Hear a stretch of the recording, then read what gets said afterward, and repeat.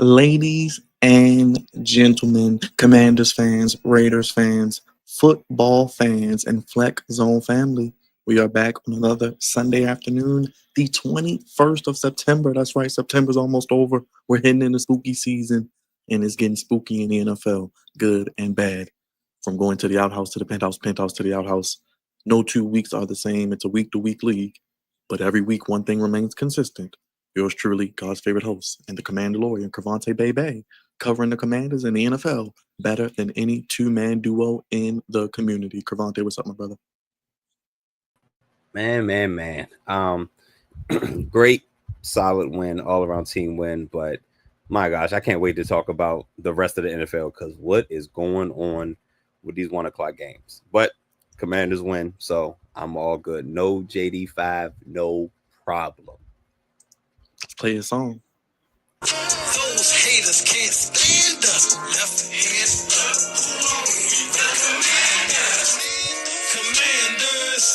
Commanders. We fight for RDC. Who are we? The Commanders. Jam. Oh, jam. Stupid.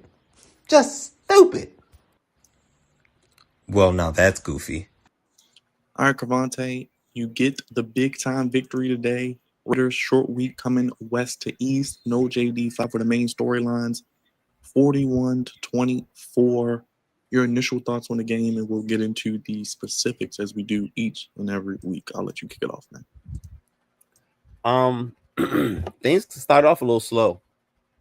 A little rocky, a little inconsistent on the offensive side of the ball. Marcus Mariota had a very goofy fumble early in the game, and I'm like, what is that? Like, we probably could have put this game away sooner. You know what I'm saying? If we could turn that into a scoring drive, which it looked like, you know what I'm saying, they were. So things just start off really, really slow. Defense played amazing. I did not hear. I was getting updates about Marshawn Lattimore. I think he was in a concussion protocol for yes, that's correct. For a little bit. Trey Amos had an injury. I think Quan Martin had an injury, so the injury bug was biting. But for the most part, folks was able to come back. Even Terry McLaurin sat out. He had an injury as well. But defensively, that's as good as game as outside of the last very goofy busted coverage. Defense played amazing. But that's what happens when you're supposed to take advantage of a lackluster offensive line. Genty, nothing. Geno Smith, nothing. Brock Bowers, not too much of nothing. So that's a great defensive game plan they came out with, and they were able to execute. Like outside of Marcus Mariota looking like trying to turn back the clocks from him being in Oregon, he played really well. Like I said, really outside of that fumble, you know, he definitely tried to do too much. But hey, man, it was good, man. It was good. Able to pass the ball around. It was all good. It was all good. And special teams as well. So shout out to the rookie Jalen Lane. He returned a 90-yard punt return. So I'm all good. Well, you know about I was talking trash about the kicker. He still need to go. Yes. So, you know, injuries. Let's start with the injury report, Crevonte. For the Raiders, Michael Mayer left the game. That's top of the game for a few minutes. That was in the first quarter. Terry McLaurin did leave in the second half with a quadricep injury. Will Harris hurt his ankle, but he didn't return. Percy Butler, third quarter with a hip injury, and Marshawn Lattimore and Trey Amos were out. Marshawn Lattimore concussion, Trey Amos calf. With the injuries already piling up with some guys on IR. We don't know when JD5 is going to be back, sprained knee. Right. That could be 4 to 6 weeks sometimes even. Yeah, it definitely depends. He has to rest, but you know, he's a competitor, so he's trying to rehab. But the whole secondary got hurt. Like literally the whole secondary. I think Mike Sanford was probably the only one who didn't get hurt. Both safeties got hurt. Both corners got hurt. Thankfully, we have depth. You know what I'm saying, on as far as the corners, because I would have had me and you would have had to get out there. You know what I'm saying? But thank you, Adam Peters, for providing depth to this secondary, because we'd have been on all bones out there, man. They've been real bad, but we was able to hold up. Thankfully, our defensive line dominated their offensive line, so Geno Smith didn't have too many open windows to throw to or escape. So, thankfully, one side of the defense helped out the other side of the defense. How about the first half, Crevonte? Let's start with the rushing attack. 174 yards in the first half, ended up with 201. I mean, that's what some teams hope for in a game. You do that in the first half. I mean, we're spoiled here in Baltimore. We got one of the best rushing attacks ever, maybe in the last decade, especially since Lamar Jackson has taken over. I mean, to do that with Mariota, and you kind of had to think they were going to run the ball. Shouts out to Cliff Kingsbury. But how did you feel about the run game? It was much improved. Shout out to Rodriguez. Shout out to Bill. Shout out to Mariota. Mariota was getting out there. I think Mariota probably had about 40 rushing yards. That's what you need. You need the running game to provide balance for your offense. And how we played on that short week against Green Bay, not running the football, it was a detriment to all of us. So coming back, running the football, being more balanced, so it bodes well for Marcus Mariota not to have to play hero ball. And shout out to Rodriguez, who has very fresh legs. Rodriguez and I think McNichols had a long run too, if I'm not mistaken. So everybody pitched that is run back by committee. So yeah, it was very, very, very positive. Offensive line, still a little shaky. Max Crosby kept line up on Connolly. He drew at least 2 or 3 holding calls, at least. But I'd rather the holding calls than the sacks. Let's start with special teams, Crevonte, because we put an emphasis on special teams here, I think, as well as anybody. You start the game, Debo with a wonderful, I think, 67-yard return or whatever. Your guy, Jalen Lane, the punt return. Matt Gay was up and down. He wasn't too gay at points, but then he got gay again, so he was delivered. He made some of his kicks eventually. I mean, he did make a, what was that, a 56-yarder, 5 for 5 on PATs, 2 for 3 overall. I mean, we seen Atlanta, they just got rid of a kicker, and then a new kicker can't kick. So, I mean, I know you want the young home. Yeah, so, I mean, what do you think about these special teams? And then even Tress Way, 46-yard average, 2 inside the 20, 56-yard long. We absolutely love Tress Way over here, man. He's the most consistent thing we have on the special team side. Matt Gay, very disappointed. I mean, 5 extra points, but 2 out of 3, that's not going to cut it, man. Especially with it was a 37-yarder, 37, and he didn't hook it or nothing. He just kicked it straight. Just kicked it straight. I'm like, yo, did you? What are you looking at? Like, what are you doing? I thought he should have lost his job last week. I don't think he should be on his team right now, but they haven't called for a kicking, I guess a kicker competition, but I'd have definitely found a way to bring somebody in, because we can't have that. We're not going to have many games where we're up by a lot, and his missed kicks won't affect us. More often than not, him missing a kick, we mess around and lose by 2-3 points. You know what I'm saying? So, still very concerning. Jalen Lane, my gosh, rookie Kate, he popped out. He popped out on a 90-yard punt return. Look at him. Marcus Mariota ran him over. That was a little on the goofy side, I think. But Jalen Lane, great punt return for a touchdown. Deebo Samuel's kicking off the game with his 60-something yard return. I'll say special teams gets an A-. Special teams A-. The offensive line had some movement. You talked about it a little bit. Can you talk about the offensive line adjustments that were made into this game and the performance today against Mad Max and the defense of the Raiders?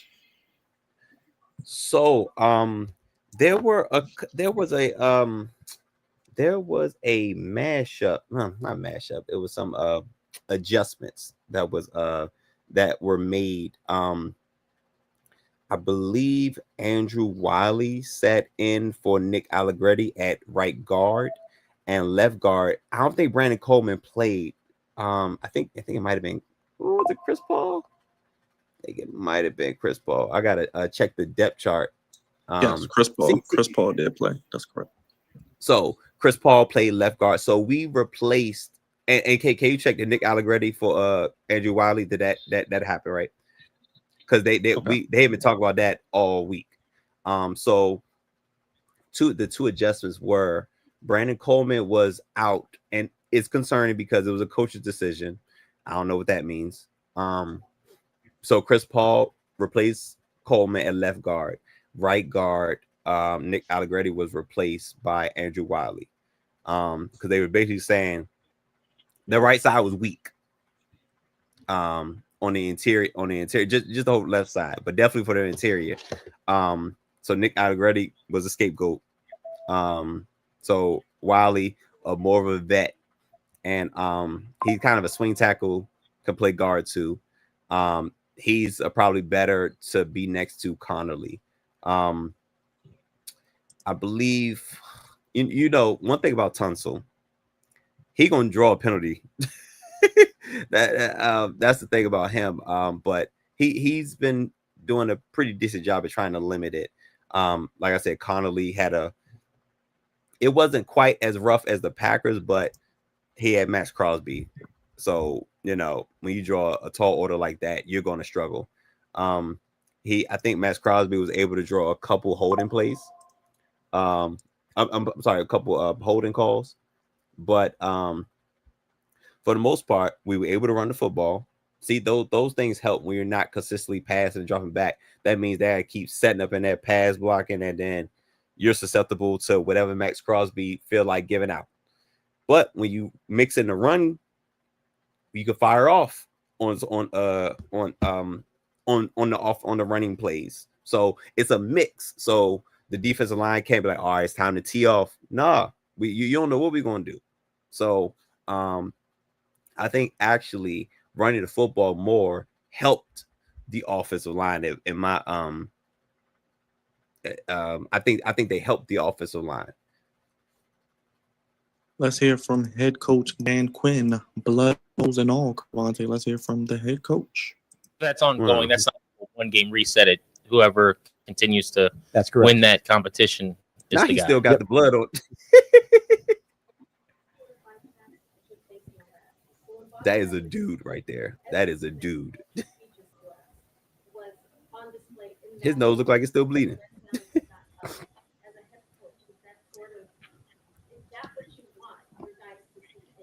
Yeah, he's one of a kind, man. Wags is.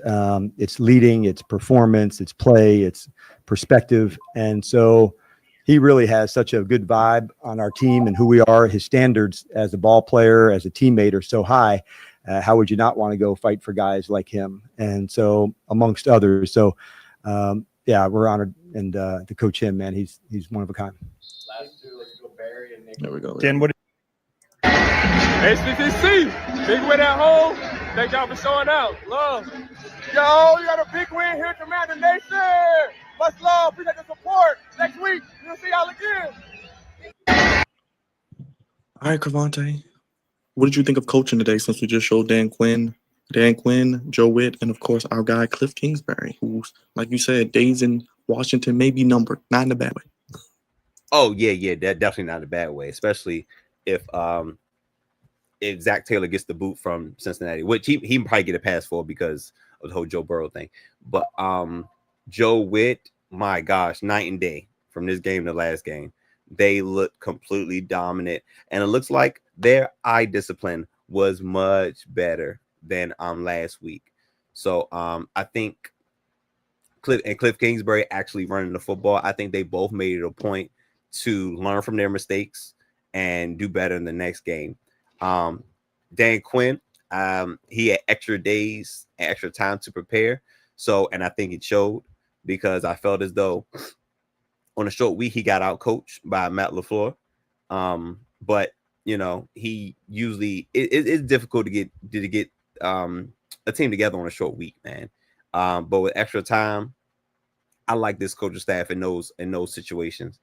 So everybody pretty much was night and day because we looked absolutely flat, was that 10 days ago or so.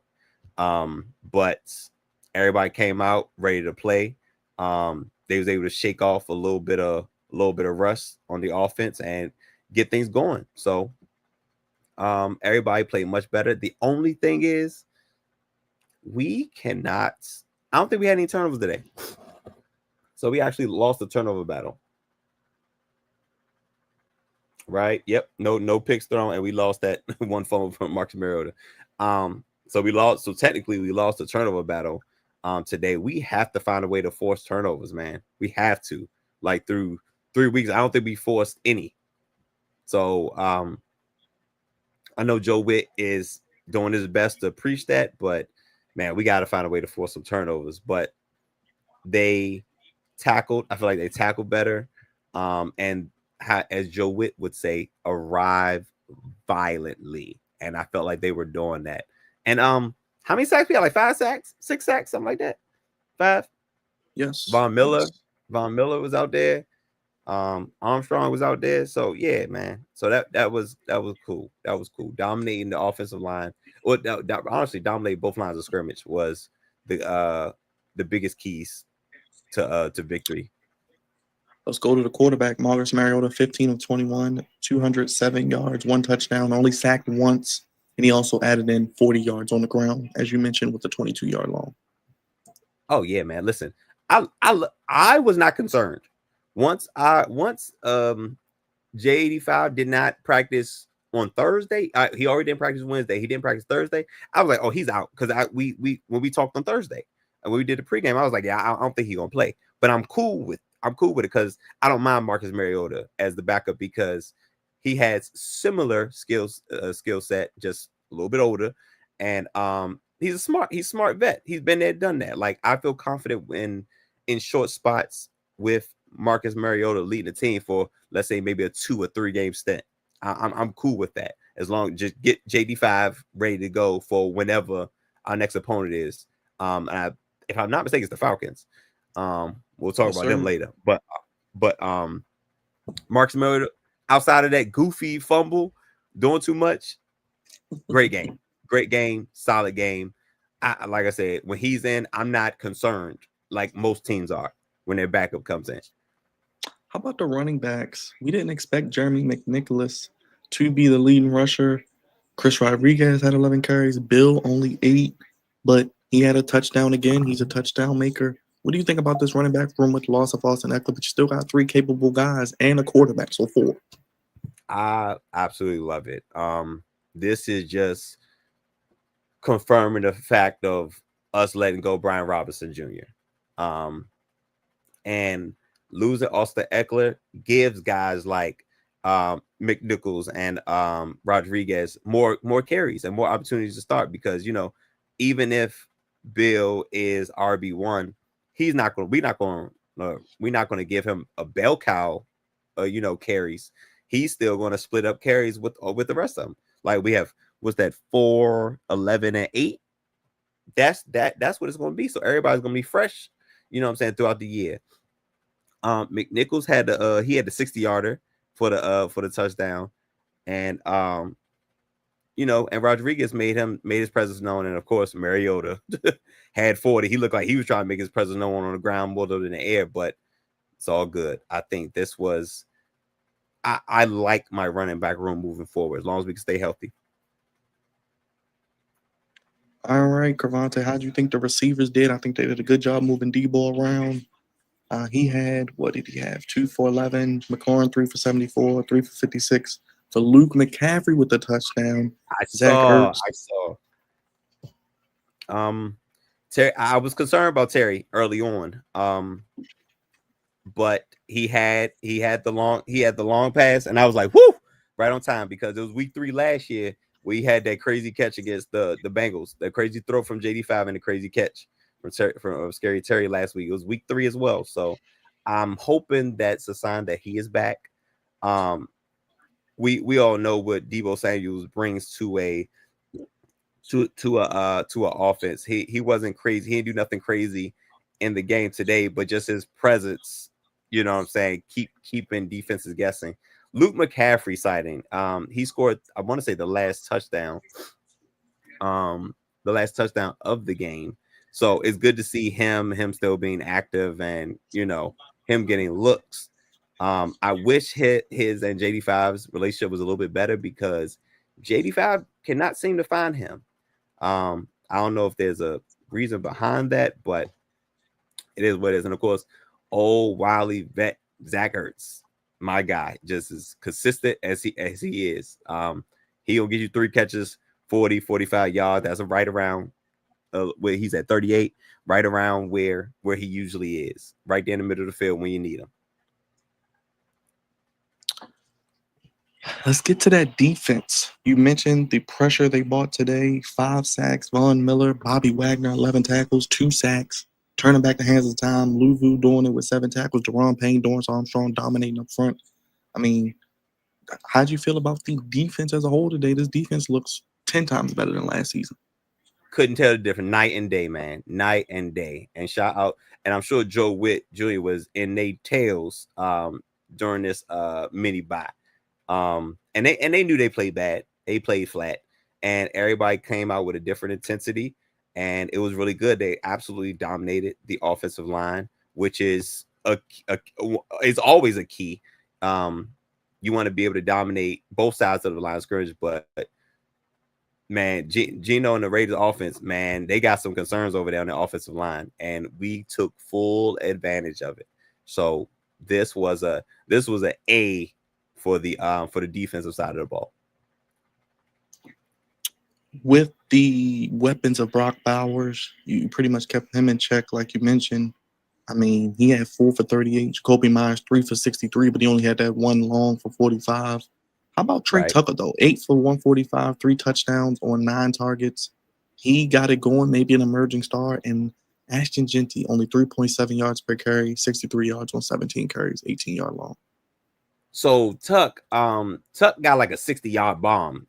He caught the 60-yard bomb. I think that was the Raiders' last touchdown. But I mean, he was very, very, very consistent. Genty, I'm gonna chalk that. I'm gonna say it's the offensive line, man. Yeah, I'm not gonna sit here and say Genty. What I saw last year, what we saw last year, Boise State, like he's a dud. Like I think the Raiders' offensive line is not good. Not good, and shoot, I guess for the most part, not really healthy either. So he's gonna have issues this year, and unfortunately, that means he's probably not gonna win Offensive Rookie of the Year. But this is why I say this, Byron, and you understand this because of we do draft profiles and stuff. Picking a running back should be a luxury pick. You don't pick a running back hoping that he changed lives for your team or organization, because you need an offensive line first.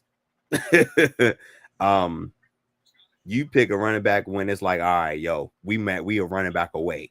You know what I'm saying? You don't just, when you're in the Raiders position, you got a bunch of holes. Running back is not going to help you.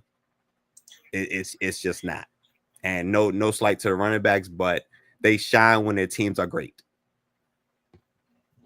Like Saquon Barkley, Derrick Henry, Christian McCaffrey, when the 49ers injury bug lets them loose. The running backs that are at their best is when their team around them is pretty damn good, or at least their offensive line is good. But yeah. All right, Crevonte, you get to do it again next week, 1 p.m. You head to the ATL to face another team with a lot of weapons.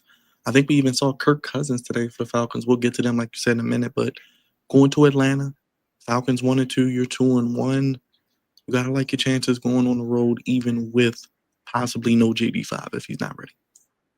Yeah, and I'm cool with it. If JD5 need another week off, I am okay with it, because I'm cool with Marcus Mariota starting in stints. You know what I'm saying? So and Atlanta, my gosh, I like my chances. And we already know they're not going to play as bad as they did this week, but how they look is like, yo, we got a chance, bro. Like, and I understand, like, that's family business, that's a divisional game, but my gosh, Panthers, what's up, man? So yeah, but yes, I like our chances. Michael Penix, they was down. They obviously didn't score, so he didn't play too well. And then Kirk Cousins came in. That's crazy because I thought Kirk Cousins would be on the way out the door to either Minnesota or Cincinnati. But yeah, man, I like our chances going down to LA. I mean, I'm talking ATL. I'm sure the Commanders collective will travel very well down there as well, so that'll be fun. Oh yeah. Hot Atlanta got a lot of things to offer, especially for a tourist. And a very affordable experience I hear going down to the Mercedes-Benz Superdome, and Chick-fil-A is open on Sundays, so there you go. Hey now, great reason to be down there. You understand? Let's go around the NFL, Crevonte, as only we can. It started on Thursday. I didn't get to really talk to you much about this. We were kind of live, but we saw what happened at the end. You called it. Tua threw a pick. I mean, are we just going to give the Bills home field advantage now? Can we just give it to them now? They got the Saints next week, by the way, Crevonte, in Buffalo. They got the Saints next week. Jesus Christ. All right, so we could definitely hand them the division. Let's hold off on the home field, but we could definitely hand them the division though. Like it's pretty much a wrap. Now the Dolphins kept it closer than I thought. But the Bills are the class of the AFC East. I will say that. And the Dolphins, like I just saw that coming. Like Tua's gonna find a way to throw this game away, literally. Yeah, the Bills have the Saints, Patriots, Falcons, Panthers, Chiefs, and then Dolphins again. So there you go. They're gonna lose like 3 games, maybe this year, maybe 2. That's maybe what I said, 2. 15-2. They go 15-2. Over the Ravens. They already got the head-to-head over the Ravens, and they beat the Chiefs in the regular season. Yeah, you're right. Shit, yeah, they might. And the Chiefs looking shaky. Yeah, man. We might. You could probably get them the home field now. I think, but I keep forgetting about the Ravens game. Like that game was so crazy. But the head-to-head, that means you gotta have more wins than them. Because if you're tied, that's the same as them being ahead. So you probably need the Ravens probably need 15 wins to have a shot. Let's go down to Duval, Crevonte. Jaguars beat the Texans 17-10. Texans 0-3. Not looking good for CJ Stroud. Nope. And not looking good for the Texans, man. I cashed out on all my bets when I had the Texans doing something. I cashed them all out. I did not like how things were going, how things were moving. Defense really good, but CJ Stroud looks out of sync. Offensive line not playing great. And the Jaguars really needed this one. Both of these teams really needed this game, but it's ugly in Houston right now. Actually, for more reasons than one. I'll talk to you about that off air. But Houston got some crazy stuff going on too, as a city. You wanted to speak on this. The Commanders' next opponent, the Falcons, they went to Carolina, which I did predict Carolina to win. They get their first win. Did. But I also was wrong on a lot of other ones, but we'll get there. But it was goofy. Start to finish. Finish him, Daddy. What's going on with the NFC South? I mean, I guess the Buccaneers division to lose, but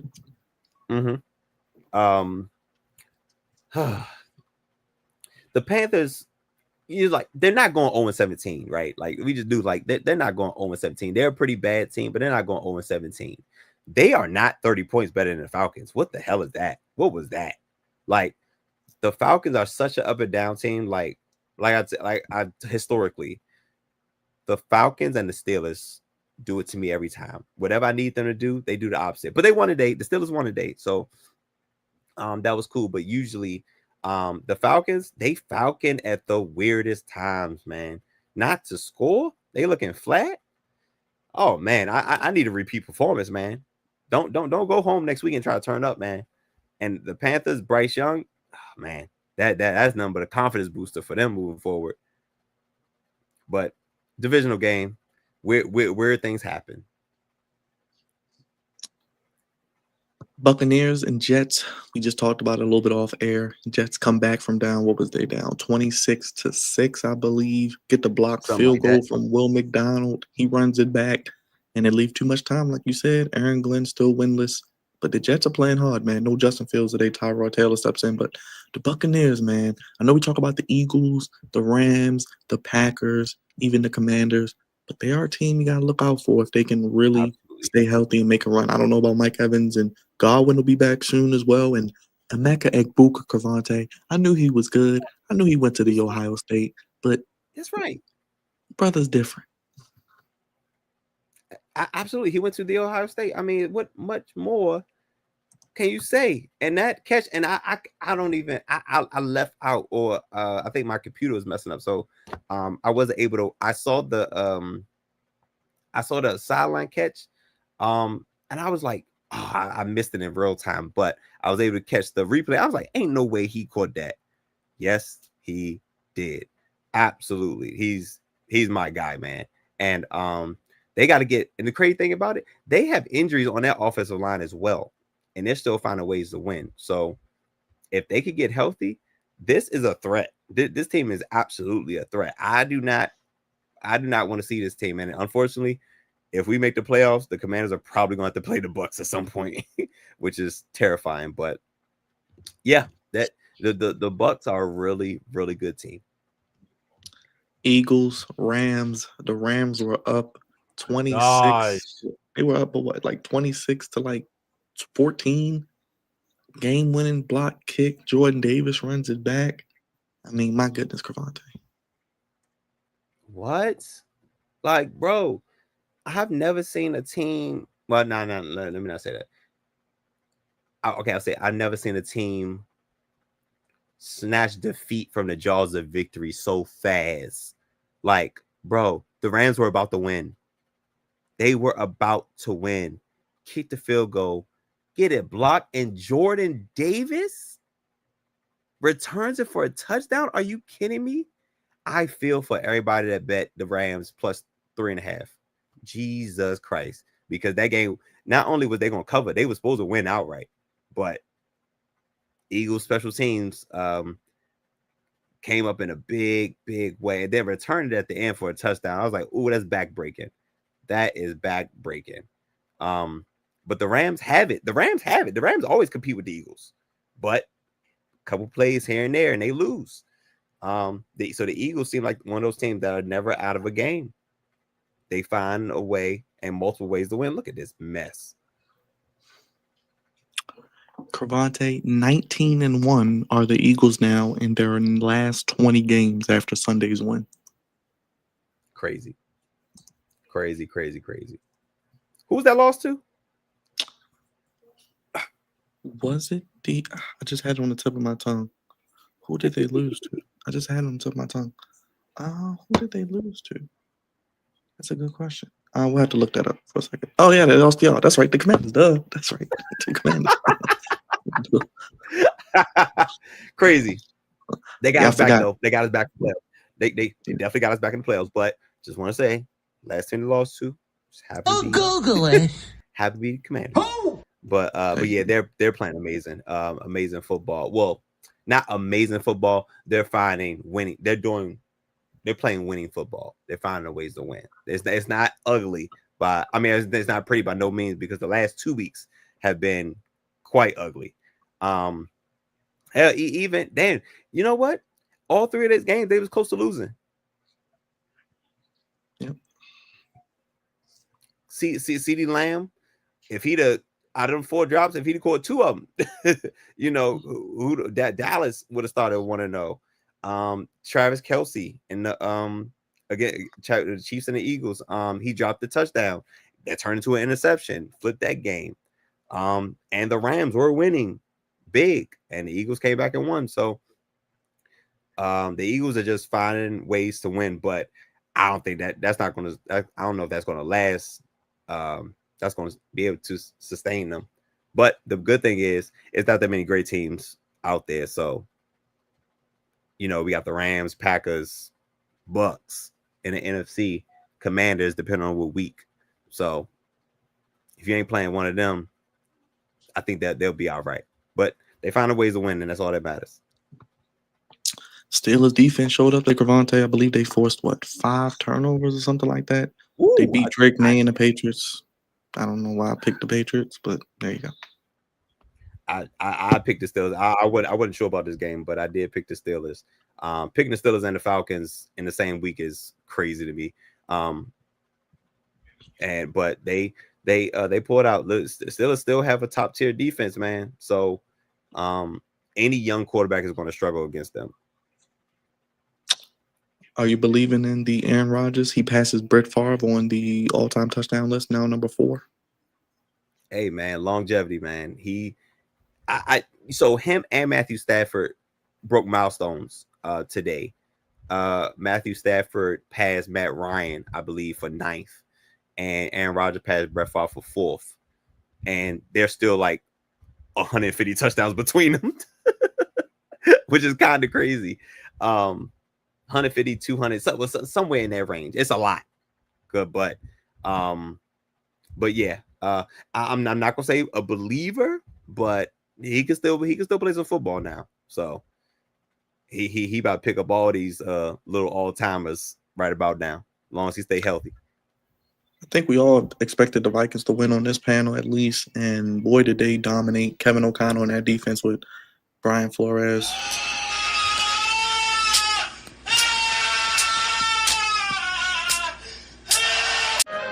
Finish him, Daddy. That got ugly real quick. My gosh. Just because Brian Flores is the defensive coordinator for the Vikings, and they at home. Jake Browner. Is it Browner or Browning? What is his last name? Browning, I believe. Browning.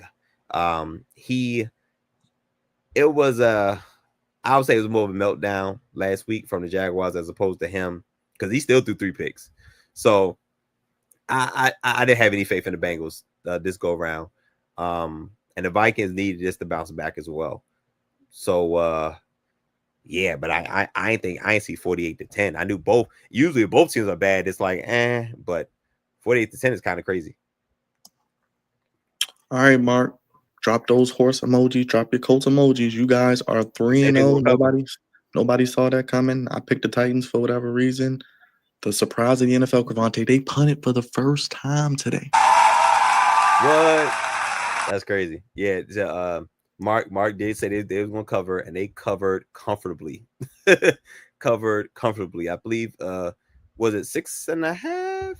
Yes. Was it 6.5 point spread? Yeah, they covered quite comfortably.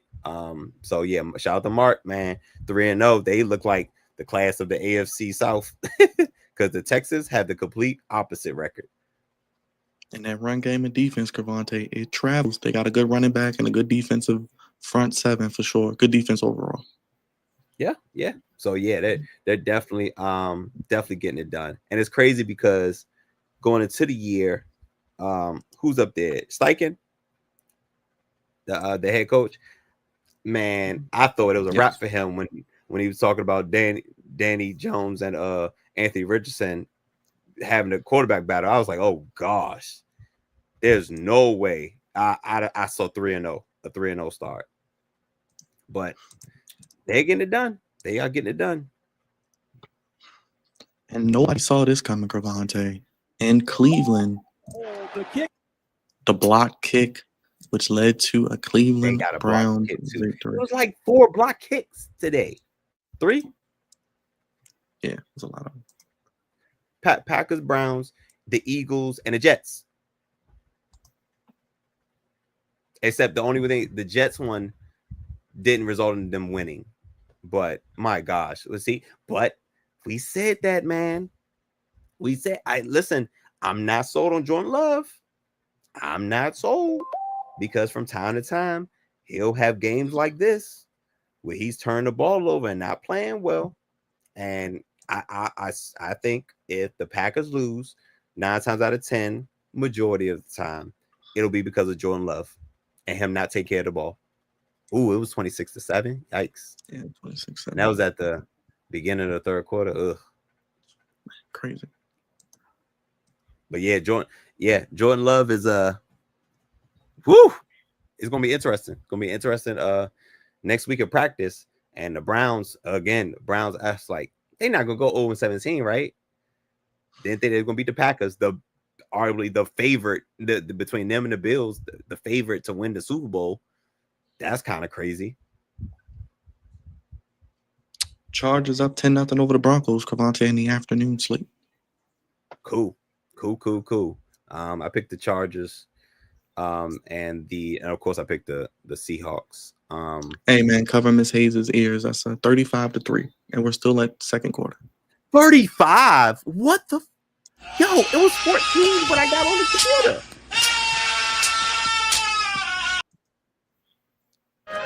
Finish him, Daddy. Sweetheart, I said cover your ears. 35. 35? 35-3. Anything else on that? Does it? Sheesh. Just take it off the screen, man. I guess Chargers Broncos. Listen, the Broncos. Oh boy, him and Bo Nix and Sean Payton might fall to what's that, 1 and 2? Because I think the Chargers might be for real. Chargers might be for real, man. We've been beating down Justin Herbert's door because he seems to have been getting passed for all these years. And it's crazy because Lamar Jackson has been getting MVPs and folks still talk crazy about Lamar, but Justin Herbert has been getting a pass. I feel like this whole amount of time since he's been in the league. And now he might really be turning the corner, and him teaming up with Jim Harbaugh. My gosh, they are legit. They have a legit shot to win the division this year, and they can make some noise in the playoffs. Now, with Justin Herbert, you have to perform in the playoffs, though. You have to perform in the playoffs. They one and done. It's taking a step back. So he's playing well right now, but once we talk about quarterbacks in a certain light and in a certain tier, the playoffs is the only thing that matters. And if Justin Herbert wants to be in that tier, he needs to win in the playoffs. Cowboys Bears tied up at 14. Dak Prescott gets it to young YN crash out George Pickens. He has a one-handed touchdown, Crevonte. They got the 2-point conversion. A CD Lamb down with the injury as well, by the way. Oh, that hurts. And our guy scored his first career touchdown. Luther Burden III on a flea flicker. Not the flea flicker. 65 yards. The Ben Johnson special. Definitely. This game got a lot of craziness that can come from this, because if the Bears lose, they drop to 0-3. And if the Cowboys lose, that's just more eyes on Jerry Jones. Like, yeah, because you've been stupid. But I think I picked the Cowboys to win. But and Chicago's at home. Yeah, that'd be tough. Caleb, they need a win. This is an absolute must win, and I don't think they're gonna get it. And he's off to a good start. 6 for 10, 146, 2 touchdowns. Is Caleb Williams, so he's playing well. And our Cardinals, Crevonte, 3-3. Both defenses showing up today, man. The Cardinals defense is a lot better this year. The 49ers defense has always been good. 3-3, man. We picked the Cardinals. We're going down with the ship. We going down with the ship. I feel like we do this every year. But our guy at corner, our guy is doing this thing at corner. Yeah, Will Johnson. He's I think he's they're able to take the next step. When you got a good corner, man, your defense, it can change your defense, man. And Baker's still over there, so secondary has upgraded. Yeah, I Got think Josh Will Sweat from the Johnson. Eagles. Oh yes, yep. So I think their defense has improved and they're showing. Well, it's about to be halftime, right? 3-3. Yep. Yep. Okay, cool. And yeah, we both picked the Cardinals. So McCorkle Jones is still starting, right? Because Brock Purdy's still out. What, another couple weeks? Yeah. Thursday night, Crevonte, Arizona Cardinals and Seattle Seahawks Thursday night. So another fun one on Thursday night this week. West Coast. Okay. And then I think the week after that is the 49ers and the Rams. So we get NFC West Thursday night for the next 2 weeks. All NFC West edition. Okay, I guess. Mark said, when will Will Johnson, and when will Marvin jump off the screen though? Hey man, he got big. He's gotten huge coming into this year, but he hasn't really popped yet. I don't know what's going on. Oh, I didn't know Najee was carted off. Oh, that's not good. Carolina drafted. Oh, T-Mac. He talking about T-Mac. Looking good. Looking real good. Better than maybe even I thought. Yeah, me too. He said Carolina drafted a guy wide receiver, and he clearly looks to be a number one. Yeah, he's talking about T-Mac. That's crazy. But yeah, Marvin Harrison has not popped yet. Are you expecting a slugfest tonight? Chiefs Giants in New York or in New Jersey? It could be ugly. Because Worthy still out. Of course, Rice is still suspended. Travis Kelce's old. The offense is slim. It's slim pickings, man. And the Giants, I'm not looking at any lasting effects from the Cowboys game. I don't think they're gonna play that well the rest of the year. I think they're gonna come back down to earth, and the game will probably be closer to when we played them as opposed to when the Cowboys played them. The Giants D line is a terror, so it's probably be a low scoring game. Yes, I could definitely. But the Chiefs are in must win territory though. They can't go 0-3.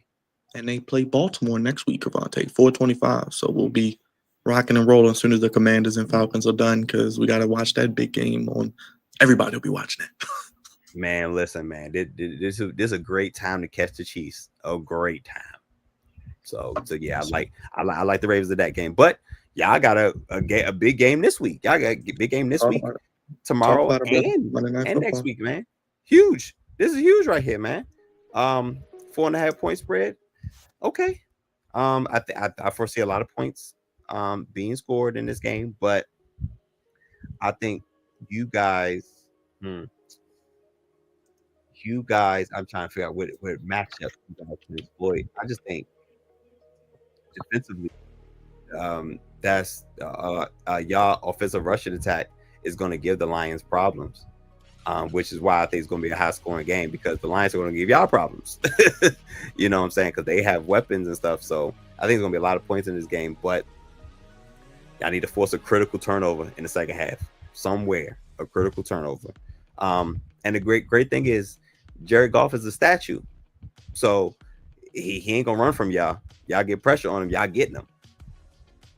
So I think it's going to be a high scoring game, man. And I like the Ravens. I like the Ravens, man. Any final takeaways from this week? And tomorrow we got a big show, and we'll be recapping Ravens and Lions. Crevonte, let people know how to keep up with us and what they need to do to support what we do here. Oh yeah, so you're tuned into the post game for the Commanders. We do pre-games. We try to do our pre-games on Thursdays for the upcoming week. We talk about keys to the game, what we're looking for, the new threads, interesting stories. And then immediately after, we talk about the post game. We analyze what we just saw, my instant reaction, Byron's instant reaction, and I tell you what was good, what was bad, and what was ugly. Tomorrow will be a little bit different because the Ravens play Monday night. Usually we have our flagship podcast, but we're going to. Are we going to do a watch along, or are we just going to come on after? We'll come on after and recap the game and do a quick recap of the week that was. Game ball, So- not so game ball. Get some goofies. So yeah, so instead of our normal podcast on Mondays, we'll come on after the Ravens game, do a quick analysis of that. Good, bad, ugly. Our game ball, now so game balls for the week. Possibly, well, not possibly, because goofiness is all over the place. So got to talk a little bit about goofies before we close out. So like, subscribe, hit the bell for notifications, all that good stuff. You'll find something you like. I guarantee it. Let's hear from Dan Campbell. He spoke to the team in the locker room before we get out of here. Oh, Quinn. Right? As we said, man, complimentary ball, back and forth. Best part of us is all of us doing all of our man. It's cool shit. We'll go through all of it tomorrow. Excellent job getting back to our ways. Hold on. Hey, so a real bad took one on the sideline and pop up like toast. DQ.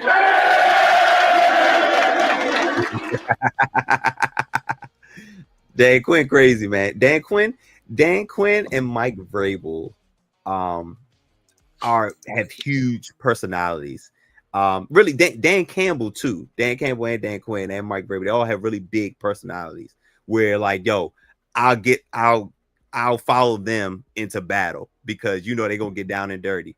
When we had a joint practice with the Patriots, Mike Vrabel had a bloody nose.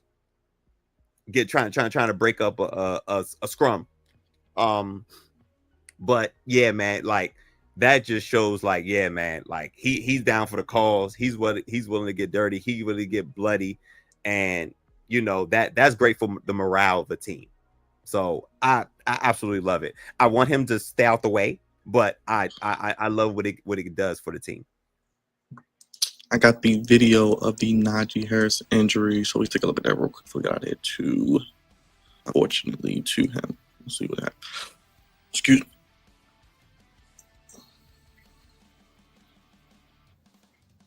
What?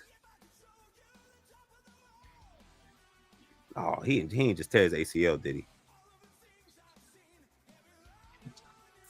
I didn't see what he grabbed. That's so unfortunate. No contact injuries. My God, listen, I see it again. He just went right down, grabbed the knee. It seemed like. Is that knee or Achilles? I can't tell. It was real close. I couldn't. Yeah. But it's probably Achilles or the ACL or the Achilles. My gosh, that sucks. Because the non-contact ones be the worst. Okay, now they're saying Achilles. Okay, I got a better look. Hold on. From Adam Schefter. Let me pull that up real quick. Yeah, they're saying Achilles. Yep. There you go, Mark said Achilles too. Okay, let me pull that up real quick. That's unfortunate, man.